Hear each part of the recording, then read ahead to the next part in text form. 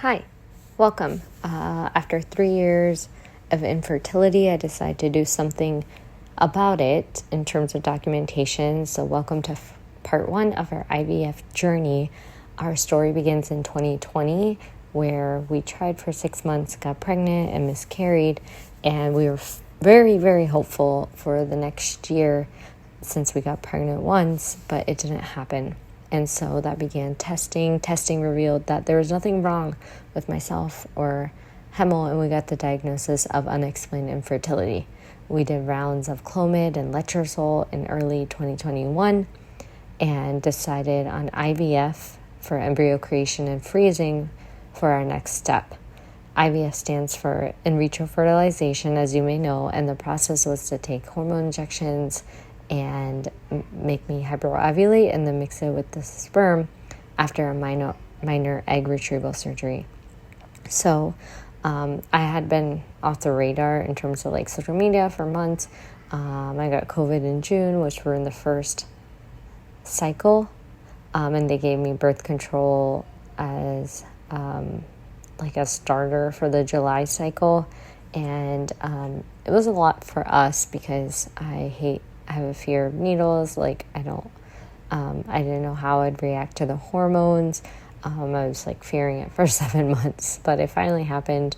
And I'm just sharing this little vlog for anyone that is in the journey of infertility or unexplained infertility that feels like they're alone in the journey. I feel you, I hear you, and I just wanted to be open about it. And it's crazy in retrospect of what, all the feelings and thoughts were in the day-to-day process of IVF.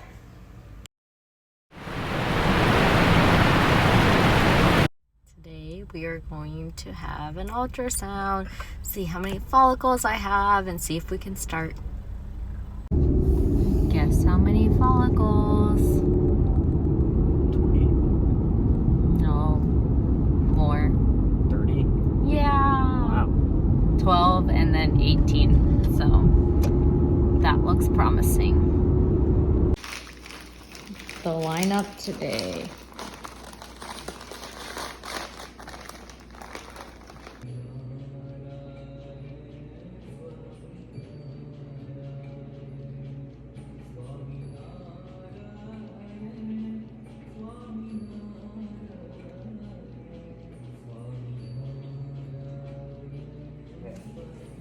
Done?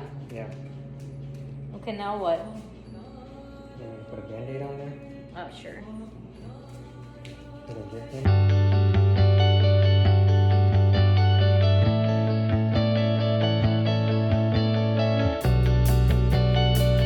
It's 7 a.m. and we're on our way to an IVF clinic that's 30 minutes north of us. They said that if you don't go in early, you might have to wait 2 hours, and definitely didn't want to do that. I have been feeling pretty bloated, but other than that, so far so good. So today is day 4, and they'll monitor the follicle growth as well as do labs, and then they'll decide the next medication dosage. So every couple of days they tell us how much to use of which medicine.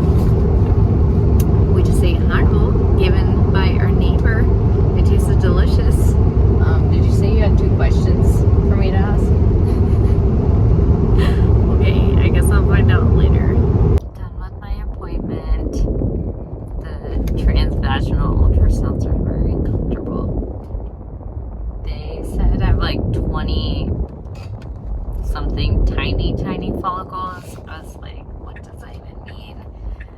She said basically nothing's growing past 10 yet.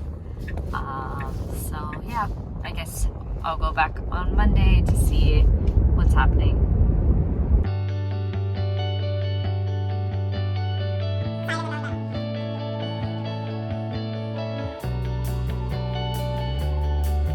Another day, another follicle count. So today is day 6 of stems. So I'm going in to do labs / ultrasound. So from Saturday, they said I had tiny follicles, so like nothing really maturing yet. So hopefully we get some mature follicles. It'd be nice to know when like the egg retrieval is, because hemal like would like to know which day to take off from his work, and reschedule patients and stuff like that. I don't know. It's like I've been taking the medicine. I haven't had any major side effects, so it's hard to know if things are really working down there or not. So I guess we'll find out. Sitting out here during my lunch break. So today's appointment showed 22 follicles, and they're not all mature yet. But the good news is that they're all maturing together, and that's something that they're hoping for. So we still don't know the egg retrieval date or anything like that, but I guess just staying hopeful that all these meds do their jobs and that we can get as many eggs as we can.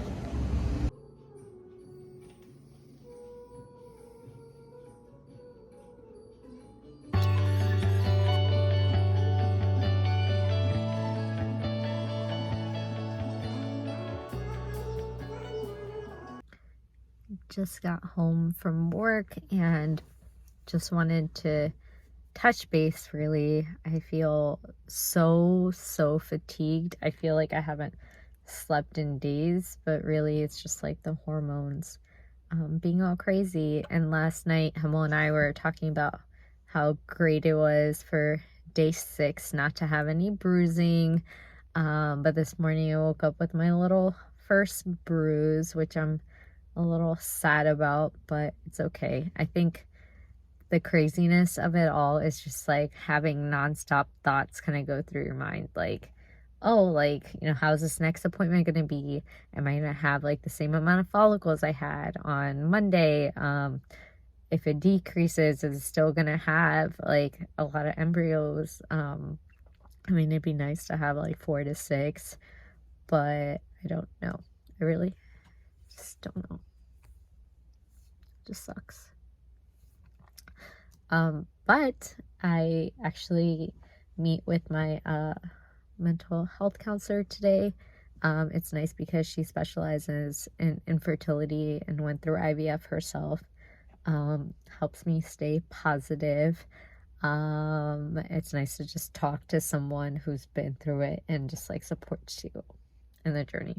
It's also nice to have a bunch of friends that check in with me every single day and that are interested in like the bruising, the appointments, and everything else. I feel grateful about that.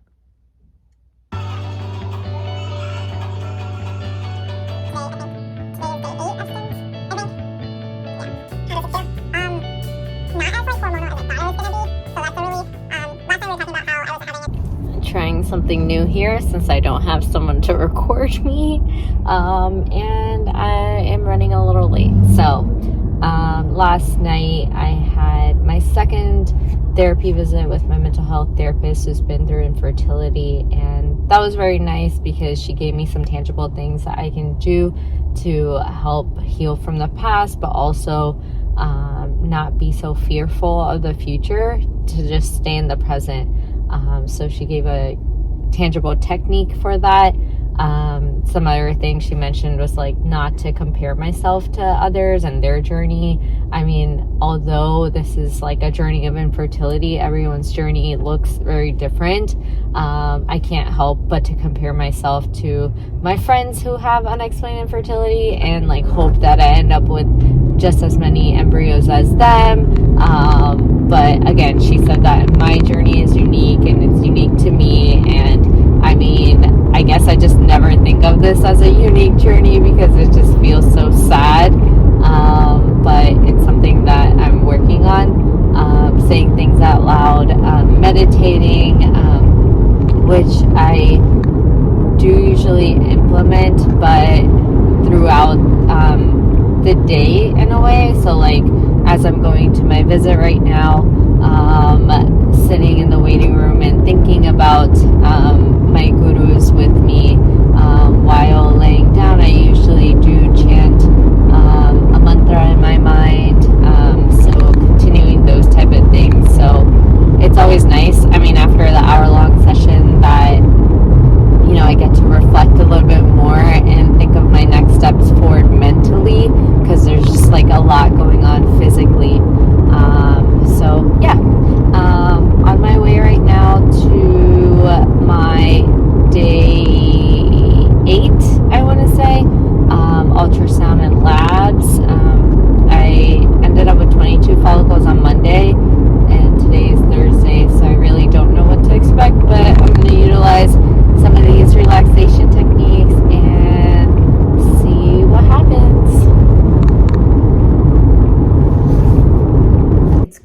that when I look at the labs that the estrogen numbers are getting so high. Usually I get in the ovulation phase is like 300 max, and right now it's like 2,000, which is crazy.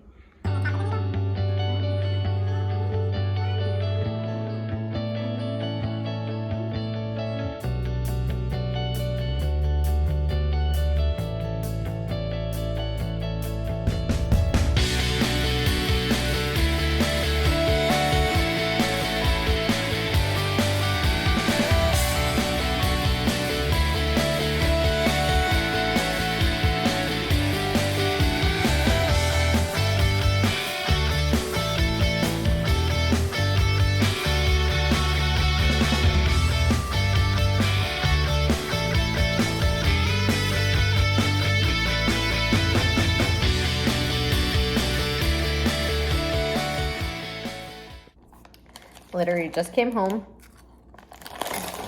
from work. Worked my butt off this week.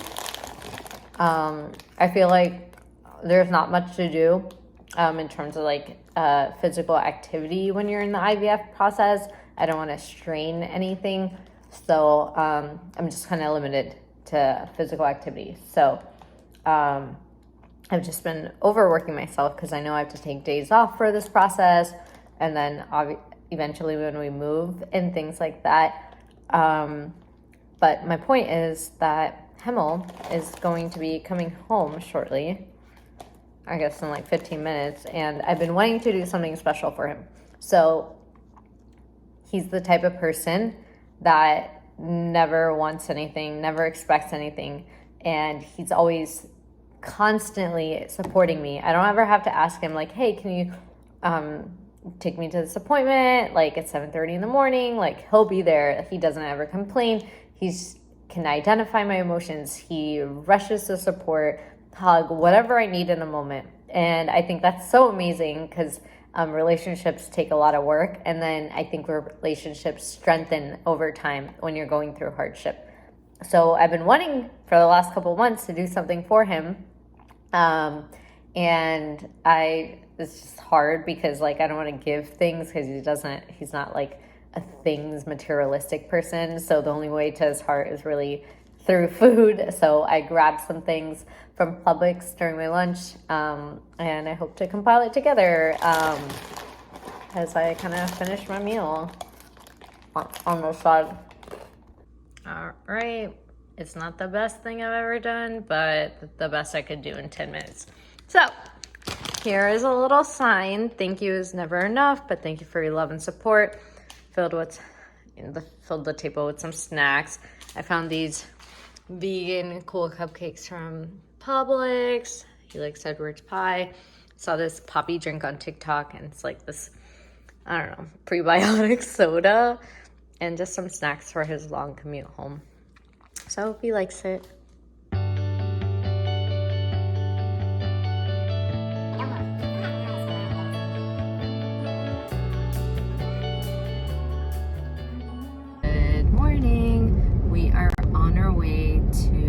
Our 7:30 IVF appointment today. It's labs, ultrasound, and meeting with the nurse for the pre-op, which I haven't had to do before, so I guess there'll be need to touch base on all the million questions I have, as well as see when we have to take the trigger shot. So I'll keep you guys posted. Hemal got to come in the appointment with him. So looks like how many follicles? 15 above 14. I have a few that are measuring at 18 if you really care what the numbers mean, but at the end of the day I am trigger shot ready, which means that most likely once the doctor confirms that we will be doing that today. I had no idea that the trigger shot goes on your bottom, and the needle is so big. I was not very thrilled about that. We got some other questions answered. The nurse today was super nice, and on the way out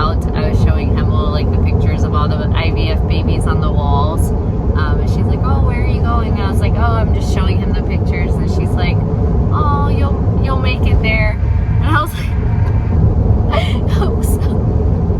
And I get very emotional, so I did end up tearing up.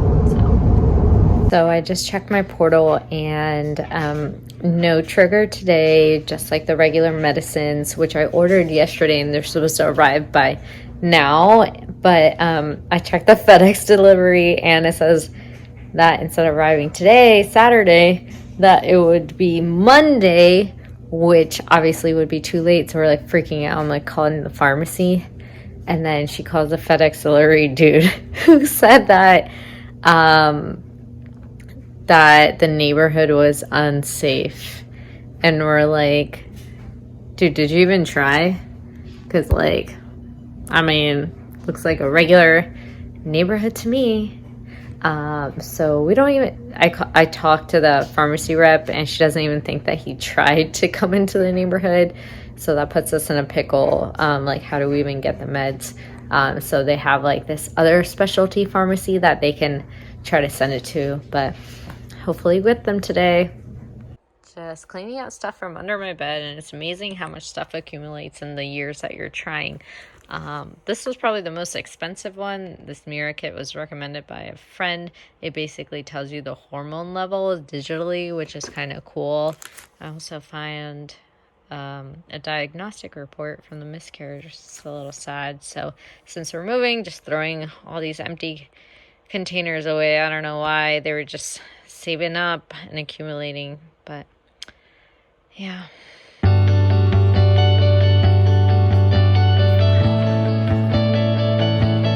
you happy I don't record like 50 billion times? On our way to Margate, Florida, which is 30 minutes away from our home. It's a new place to us, but it's the newest facility for the IVF center we go to. Today is labs and ultrasound, different than what we thought it was going to be, because we thought we were getting our trigger last night. So I think the doctor wants to prolong the stims for a bit more.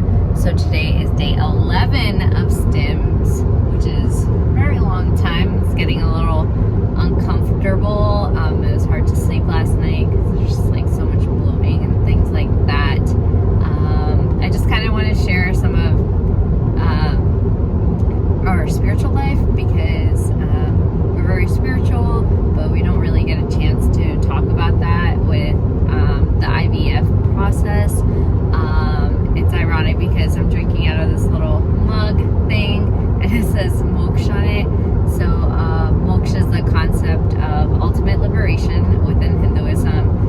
It means freeing yourself from desires, and so for us, like, having a baby is a very big desire, but this whole process has made us reflect and introspect, like, what is our biggest aim in life. And so both Hemal and I decided that, you know, moksha is our biggest purpose in life, to free ourselves from the desires, but we'll do anything to you know, make it happen in terms of efforts. And so that's kind of a piece of what I wanted to share. Hemal was joking, or maybe being serious last week. He's like, if we have a boy, we should name it Moksh. And I was like, that's a great idea. If or when that happens, my therapist says.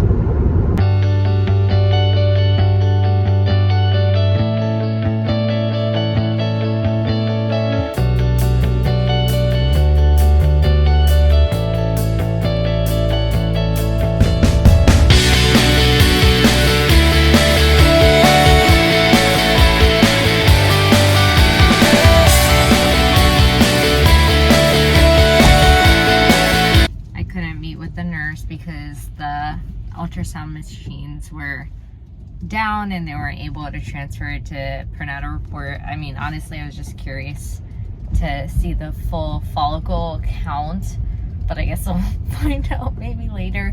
She thinks that there's a 99% chance that we're getting triggered tonight, which would probably make it a Tuesday egg retrieval. the ultrasound tech said that she found 2 more follicles, but it's hard to know what that even means because each tech finds something different. But hey, I'll take anything I get. Right? We're on our way to the Mandir for regular Sunday Sabah, and I've brought my trigger shot with me. I have no idea when they will message me on the portal and tell us to do it. So Hemal had the idea of taking it with me. He said to keep my book bag on at all times, and I cannot lose it. Sometimes I lose things or forget where I put them, but not today. This is the injection needle for today that goes on the bottom. Funny how I just filmed and so much has changed. I got a portal message that said that my estrogen levels are very high and that they would have to change the trigger medicine. So the trigger medicine got changed to Lupron, and the only pharmacy that they could call it to is 30 miles away. So we are rerouting and going there.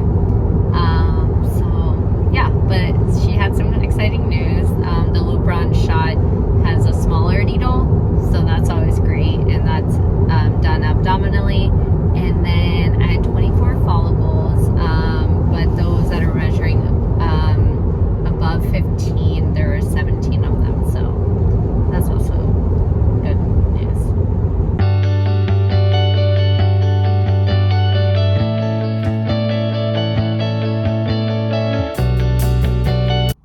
Another day, another visit. So I've gone to appointments every morning for 3 days now.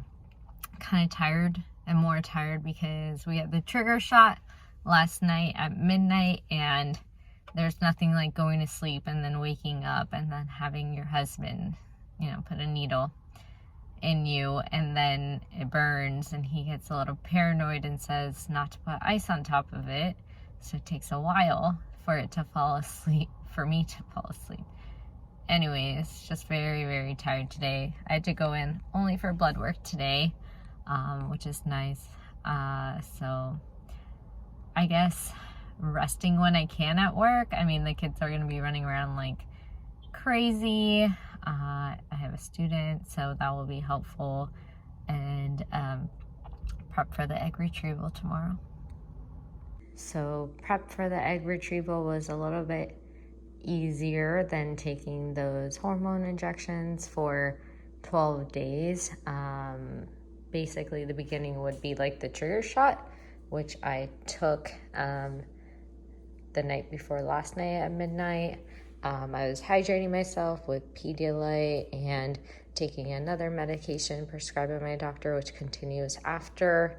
I got together all the cool little sentimental gifts that my friends got me, Zoe and Rodri.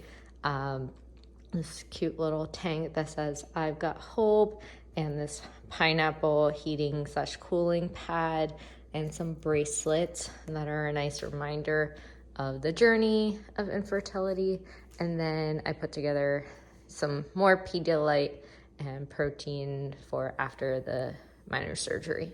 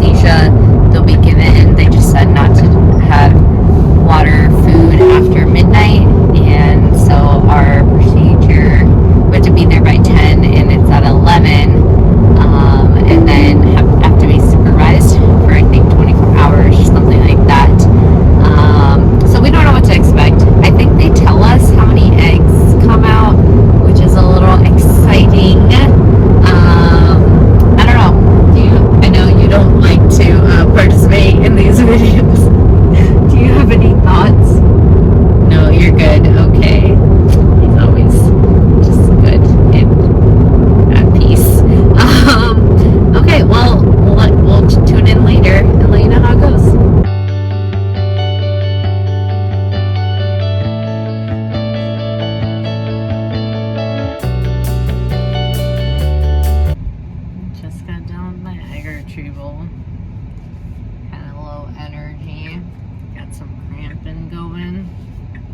nice to wake up to some apple juice and Cheez-Its. What a dream. But yeah, the first question I asked her was, how many eggs did I get? You want to guess? 18. 18, no. 15. Higher. 17. Higher. 20? Higher. What? 22? Higher. 25? No 24. way. 24. 24? Holy crap. I know. That made me happy. But they'll find out how many were, like, you know, mature. I think that matters, right? Yeah. But dang, 25? 24. Jeez. My friend Munda treated us to a post-egg retrieval delight. Gelato! Which ones did we get today? Passion fruit and stracciatella.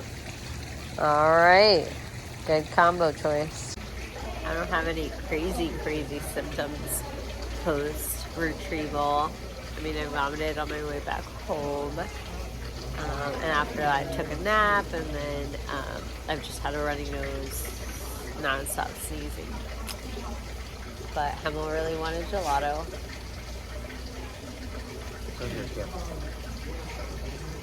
Friend from work said that there's something at the front door. Oh, little bobas for me and Hemal. We took the 2 weeks after the egg retrieval to kind of heal ourselves, myself primarily, physically, spiritually, mentally, socially, and give myself grace where needed. I found out the numbers the day after for how many eggs are mature and fertilized, and then a week later found out how many made it to day 5 blastocyst stage, and then a week later we found out the genetic testing results, as you'll see.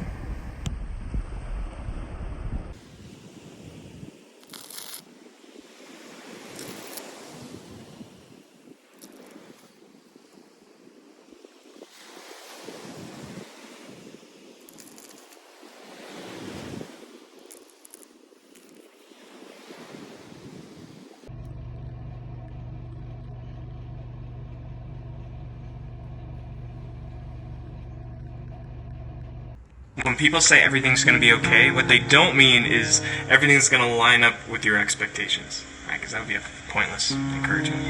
What they might mean, though, is you're far more resilient than you currently think you are. Or even if everything fell apart, even if it was a complete disaster, life might show you that it's far more meaningful and extravagant than maybe you currently have an imagination for. That even if nothing worked out the way you want it to, life might still impress you, might still surprise you. It might be okay. And that might feel just like naive optimism, but it's not. It's the language of hope. And even if you don't feel strong enough to hold on to hope for yourself right now, don't readily dismiss or be cynical when other people try to hold it for you. In the meantime,